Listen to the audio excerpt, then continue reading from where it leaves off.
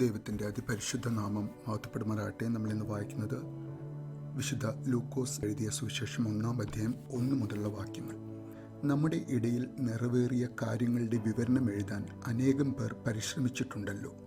അതാകട്ടെ ആദ്യം മുതൽ തന്നെ വചനത്തിൻ്റെ ദൃക്സാക്ഷികളും ശുശ്രൂഷകന്മാരും ആയിരുന്നവർ നമുക്ക് ഏൽപ്പിച്ചു തന്നിട്ടുള്ളതനുസരിച്ചാണ്. അല്ലയോ ശ്രേഷ്ഠനായ തെയോഫിലോസേ, എല്ലാ കാര്യങ്ങളും പ്രാരംഭം മുതൽക്കേ സൂക്ഷ്മമായി പരിശോധിച്ചതിന് ശേഷം എല്ലാം ക്രമമായി നിനക്ക് എഴുതുന്നത് ഉചിതമാണെന്ന് എനിക്കും തോന്നി.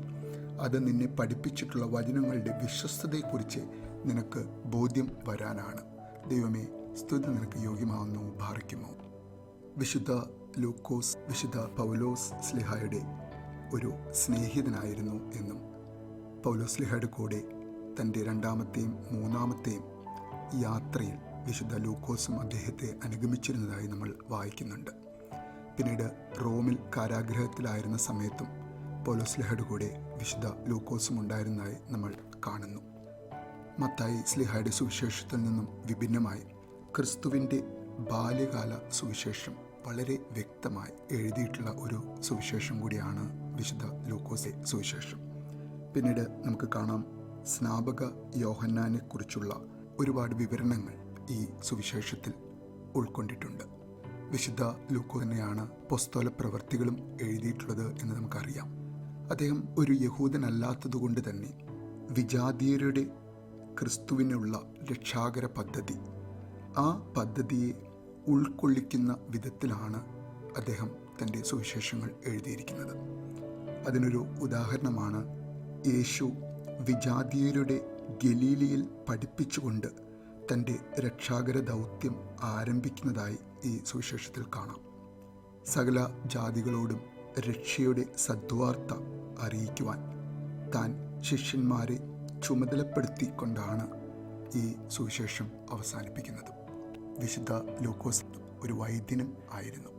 ഒരു ചരിത്ര ഗവേഷണം, യേശുവിനെക്കുറിച്ച് ക്രിസ്ത്യാനികൾ വിശ്വസിക്കുന്നത് അത് സത്യമാണ്, അത് ദൃക്സാക്ഷി വിവരണങ്ങളിലൂടെയും വസ്തുതകളിലൂടെയും സ്ഥിരീകരിക്കുവാനാണ് വിശുദ്ധ ലൂക്കോസ് പരിശ്രമിക്കുന്നത്. ഈ സുവിശേഷം എഴുതുന്നത് വിശുദ്ധ തിയോഫിലോസിനാണ്. ഇവിടെയും അപ്പോസ്തല പ്രവൃത്തികളുടെ പുസ്തകത്തിൻ്റെ ആമുഖത്തിലും പരാമർശിച്ചിരിക്കുന്ന തിയോഫിലിസിനെ കുറിച്ച് കാര്യമായ ഒന്നും നമുക്ക് അറിയില്ല. എന്നാൽ ആ പേരിൻ്റെ അർത്ഥം ദൈവത്തിൻ്റെ സ്നേഹിതൻ എന്നാണ്. വിശുദ്ധ അംബ്രോസ് എന്ന ഇറ്റലിയിലെ മിലാനിലെ സേവനമനുഷ്ഠിച്ചിരുന്ന ബിഷപ്പ്, അദ്ദേഹം വിശുദ്ധ അഗസ്റ്റിനോസിനെ മതപരിവർത്തനത്തിന് സഹായിച്ച വ്യക്തി എന്ന നിലയ്ക്ക് പ്രശസ്തനും കൂടിയായ ആ ബിഷപ്പ്, അദ്ദേഹം പറയുന്നുണ്ട്, ദൈവത്തെ സ്നേഹിക്കുന്നവൻ എന്ന് തിയോഫിലോസ് അർത്ഥമാക്കുന്നു.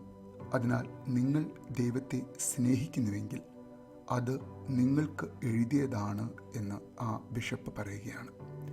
ഈ സുവിശേഷം ദൈവത്തെ സ്നേഹിക്കുന്ന എല്ലാവർക്കുമായി എഴുതിയിട്ടുള്ള സുവിശേഷമാണ്.